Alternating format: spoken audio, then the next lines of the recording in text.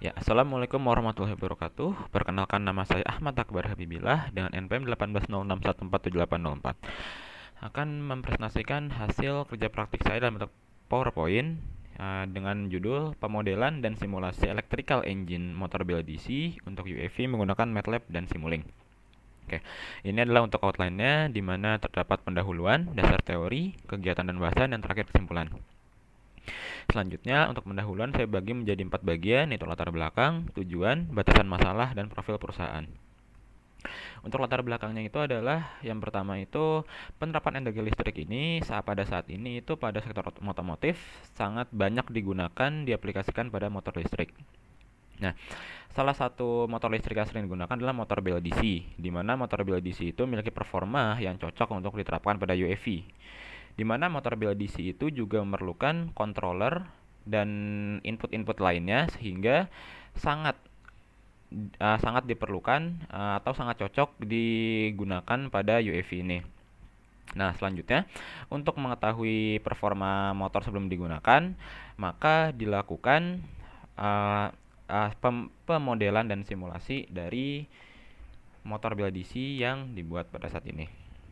Oke, selanjutnya untuk tujuannya saya bagi menjadi dua, yaitu tujuan umum dan khusus, di mana umumnya itu adalah untuk persyaratan sarjana teknik elektro dan membuat model dan mensimulasikan model motor BLDC MFE 3520 KV500 untuk UAV. Kemudian untuk tujuan khususnya adalah menentukan pengaruh peningkatan throttle pada kecepatan dan arus stator motor, mengetahui tuning parameter pengendali yang sesuai untuk diterapkan pada motor BLDC yang digunakan, dan terakhir mengetahui pengaruh load terhadap kecepatan dan arus stator pada motor BLDC MFV 3520 KV500.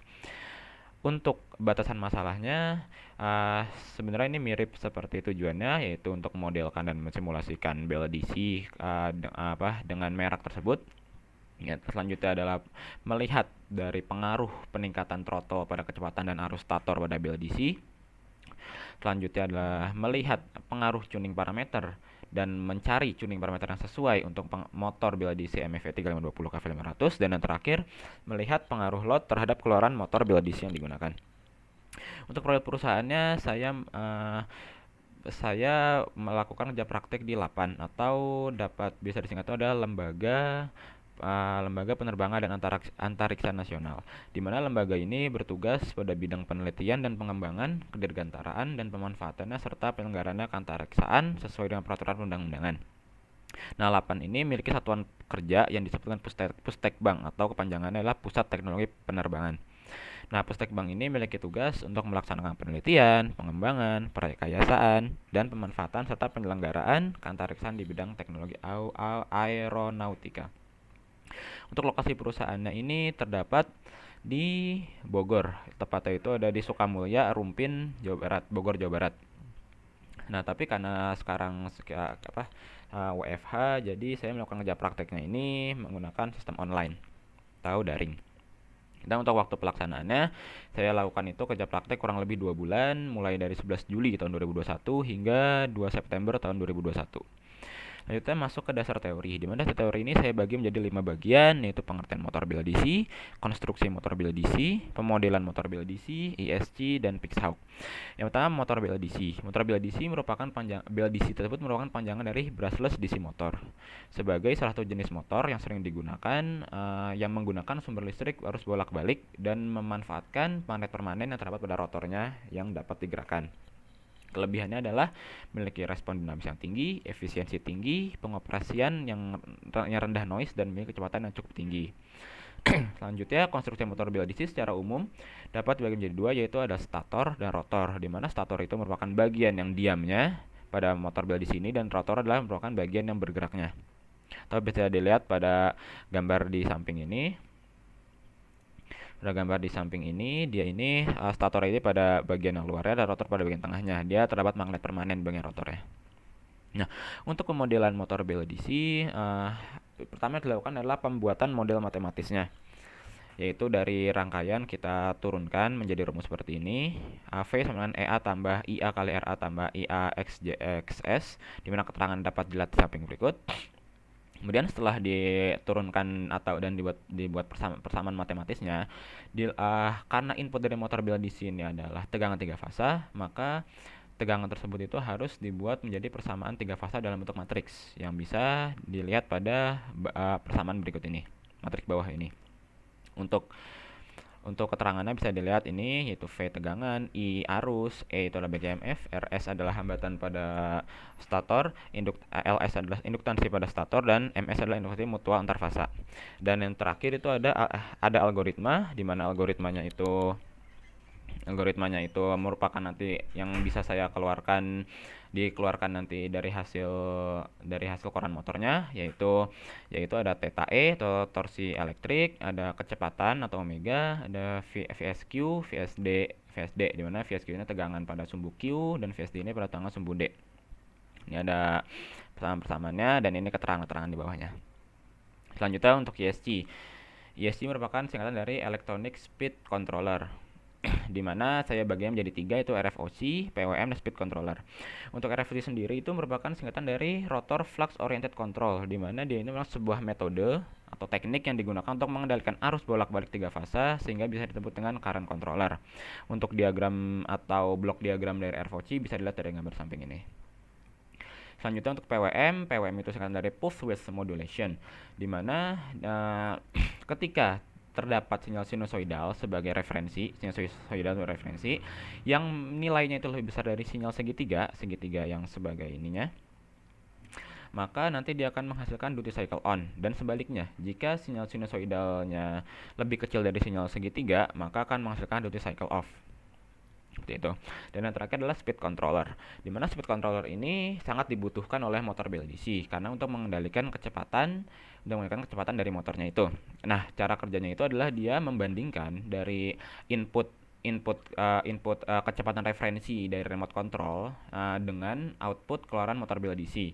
Nah, nanti perbandingannya itu kan akan menghasilkan suatu selisih atau error. Nah, error itu akan dibuat algoritma sedemikian rupa sehingga kecepatan motor itu akan menjadi stabil. Dan yang terakhir adalah Pixhawk, di mana Pixhawk itu adalah sebuah alat, nah itu dia itu akan menerima input dari remote control berupa sinyal PWM yang kemudian akan diolah sedemikian rupa sehingga melakukan duty cycle dan akan masuk ke dalam ESC dalam bentuk kecepatan referensi. Oke, kita pembahasan kegiatan yang saya lakukan ini ada dan bahasannya saya bagi menjadi 3 bagian, yaitu identifikasi parameter motor BLDC, pemodelan controller, dan simulasi dan analisis. Untuk identifikasi parameter motor BLDC, motor BLDC yang digunakannya adalah berjenis MFE 3520 KV500, di mana motor jenis ini itu menggunakan input tegangan 3 fasa untuk sebagai sumber listrik pada motor BLDC ini. Nah, motor BLDC ini memiliki tegangan maksimum yang dapat dicatu itulah 25 volt dan kecepatan maksimum itulah 12.500 rpm. Di mana saya mendapatkannya? Saya mendapatkannya dengan menggunakan rumus RPM sama dengan kV dikali voltase, di mana kV-nya terdapat pada tulisan mereknya yaitu KV500 dan voltasenya adalah berdasarkan dari datasheet yang dilihat dari datasheet dari motor ini, yaitu ada 25 volt tegangan maksimumnya, yaitu ketika dikalikan menjadi 12.500. Lanjutnya untuk parameter yang saya gunakan dalam pemodelan ini adalah resistansnya adalah 0,03 ohm, induktansinya adalah 0,01622 Henry, motor inersianya adalah 0,00934 kg meter persegi, viscous coefficient of friction-nya itu adalah 0,000934, number of pole pair-nya itu ada 4, dan permanent magnet flux-nya itu adalah 0,00141 Weber. Kemudian modelan controller. Controller yang saya gunakan ini adalah berjenis IP atau integral proporsional. Kenapa saya tidak menggunakan pengendali PI? Karena pengendali IP ini merupakan sebuah metode pengembangan dari PI, di mana karakteristiknya ini memiliki percent overshoot yang lebih rendah, dan dengan menggunakan controller ini sistemnya itu keluarannya itu dapat mencapai steady state yang relatif lebih cepat, sehingga dilihat dari karakteristiknya dan keefektifannya itu yang lebih baik dibandingkan PI, maka saya menggunakan pengendali ini sebagai pengendali yang saya gunakan untuk pemodelan motor BLDC di Simulink. Untuk algoritmanya ada ini UT sama dengan KI integral ET DT dikurang KP NM, di mana untuk keterangannya ada di bawah ini.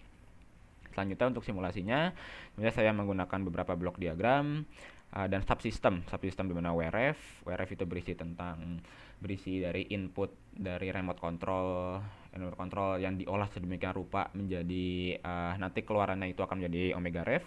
Kemudian ada speed control, di mana speed control ini nanti akan membandingkan dari omega ref dengan output keluaran kecepatan dari motor, membandingkan, nanti akan masuk ke current controller. Di current controller akan ada RFOC yang nanti keluarnya akan menuju SPWM, akan dimodulasi nanti akan menghasilkan sinyal tegangan untuk mengaktifkan dari motor bela DC tersebut. Nah, ini bagian yang saya keluarkan, ada stator current, ada TE atau torsi elektrik, ada rotor speed, ada theta m atau posisi sudut, dan ada power atau daya. Nah, untuk simulasinya saya melakukan 3 simulasi. Yang pertama adalah simulasi versi throttle atau simulasi versi kecepatan dari motornya. Kecepatan atau masa inputan throttle-nya dalam bentuk persen. Nah, untuk kecepatan motor RPM saya lakukan 2 bagian ya, untuk kecepatan motor RPM dan untuk arus stator, di mana throttle-nya saya lakukan 25%, 50%, 75%, dan 99,9%. Nah, di mana dia tuh dapat dilihat bahwa grafiknya semakin meningkat ya. Ketika 25% dia sekitar 3100, ketika 50% dia 5500, ketika 75% dia sekitar 8800, dan ketika 99% dia mendekati 12.000 ya, 12.000 RPM. Selanjutnya untuk arus stator dia sama untuk variasi throttle-nya 25%, 50%.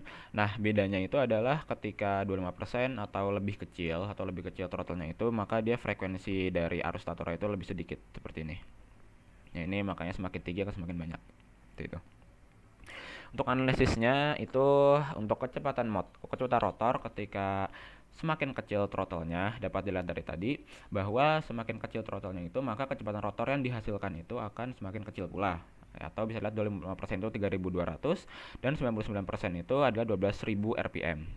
Sehingga hubungan antara throttle dan kecepatan motor adalah berbanding lurus. Selanjutnya pada arus stator, pengaruhnya itu adalah pada bentuk frekuensi yang dihasilkannya, dimana ketika throttle-nya yang diinputkan itu sekecil, maka frekuensinya pun juga akan kecil atau kecil ya juga ya. Akan semakin kecil frekuensi yang dihasilkan.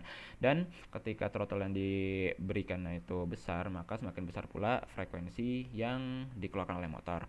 Sehingga hubungan dari throttle dengan frekuensi pada arus stator adalah berbanding lurus. Lanjutnya untuk simulasi yang kedua adalah variasi tuning parameter. Nah, untuk tuning parameter ini variasi lainnya seperti kecepatannya atau throttle-nya itu saya lakukan 99% dan ya 99%. Nah, untuk simulasi ini saya juga lakukan 2 bagian, yaitu pertama untuk kecepatan motor dan satu lagi untuk arus stator. Dimana untuk variasi tuning parameternya adalah KP dan KI, dimana ketika KP-nya 20 dan KI-nya 150 dia akan bentuk seperti ini, akan stabil, makan cepat, dan ketika dibeli load dia akan turun, balik stabil lagi. Nah, ketika KP-nya diturunkan, dia akan terjadi overshoot. Kemudian dia akan terjadi timbul-timbul seperti noise seperti ini sedikit. Selanjutnya ketika KP-nya 20 dan KI-nya diturunkan, dia akan noise-nya sedikit, namun mencapai steady state itu relatif lama. Dan yang terakhir ketika KP-nya 20 dan KI-nya ditingkatkan, dia kembali memiliki overshoot seperti itu. Nah, untuk arus stator ya, dia itu dengan variasi yang sama yang diberikan, dia itu memiliki sama halnya ketika KP-nya diturunkan, maka dia itu akan terjadi overshoot yang cukup besar, dan ketika KI-nya diturunkan dia akan lebih lama responnya seperti itu. Ya, ketika KI-nya dinaikkan lagi, dia akan overshoot makin besar lagi seperti itu. Untuk analisisnya bahwa ketika KP-nya diturunkan itu dia memiliki overshoot yang cukup tinggi, sedangkan ketika KI-nya diturunkan memiliki overshoot yang rendah namun responnya relatif lambat, sehingga hubungannya itu adalah ketika KP itu memiliki karakteristik respon yang lambat namun overshoot dan steady state error yang cukup besar, dan kemudian untuk KI itu memiliki karakteristik respon yang cepat, namun dapat memberikan overshoot dan minimalisir dari steady state errornya. Nah, berdasarkan hasil grafik tadi, yang paling cocok digunakan dan paling stabil dilihat dari paling stabilnya, dilihat dari paling paling cepat mencapai steady state errornya, yang tidak memiliki overshoot itu paling cocok itu menggunakan KP sama dengan 20 dan K-nya 150. Oke, selanjutnya untuk simulasi terakhir adalah simulasi dari variasi load. Di mana untuk parameter lain seperti tuning parameter saya menggunakan KP20 dan KI 150, dan satu lagi untuk throttle-nya itu adalah 99,9%. Untuk loadnya saya gunakan 3 variasi, yaitu pertama 0,02, ya, kemudian saya turunkan menjadi 0,01, dan yang terakhir adalah 0,1 saya naikkan. Dilihat bahwa untuk kecepatan motor ketika loadnya itu 0,02 Newton meter, dia itu akan dia akan naik nanti, untuk ketika di 5 atau diberi loadnya dia akan turun dan kembali ke keadaan stabil. Kemudian ketika loadnya diturunkan menjadi 0,01, itu loadnya itu atau kecepatan jatuhnya itu akan lebih kecil dibandingkan yang sebelumnya, yaitu 0,02. Nah, yang terakhir ketika diberikan semakin besar yaitu 0,1, maka kecepatan jatuhnya akan semakin besar pula. Namun karena setelah diberikan controller, maka kecepatan jatuh tersebut akan kembali ke posisi kecepatan stabil ya. Ini pula arus stator, mana arus stator ketika 0,02 dia arusnya setelah diberi load itu adalah kurang lebih 2 ampere. Ketika 0,01 dia itu 1,2 atau 1,3 ampere. Dan yang terakhir ketika 0,1 ketika diberi load dia akan menjadi naik 10 ampere. Nah, untuk analisisnya pada kecepatan motor, di mana ketika diberi load yang semakin besar maka kecepatan jatuhnya akan semakin besar, dan ketika diberi load yang semakin kecil maka kecepatan jatuhnya akan semakin kecil. Nah, hal tersebut maka diperlukan controller untuk mengalihkan dari nilai kecepatan jatuh tersebut ke kecepatan semula, kecepatan awalnya. Nah, pada selanjutnya pada analisis dari grafik hasil arus stator, di mana ketika diberi load yang kecil seperti 0,01 Newton meter, dia itu akan menghasilkan arus yang kecil pula, yaitu 1,2 ampere, dan ketika diberi load sebesar 0,1 Newton meter dia akan menghasilkan arus menjadi 10 ampere. Nah, maka dari itu yang dapat diambil dari simulasi ini atau dari penelitian ini, bahwa stator itu akan mempertahankan kecepatan dari motor dengan meningkatkan arusnya setelah diberi load. Dengan kata lain, semakin besar load yang diberikan kepada motor, maka semakin besar pula arus yang dihasilkan oleh stator. Dan terakhir kesimpulannya adalah kecepatan motor dan arus stator dipengaruhi throttle, di mana ketika ditingkatkan maka kecepatan rotornya semakin meningkat dan frekuensi statornya juga akan meningkat.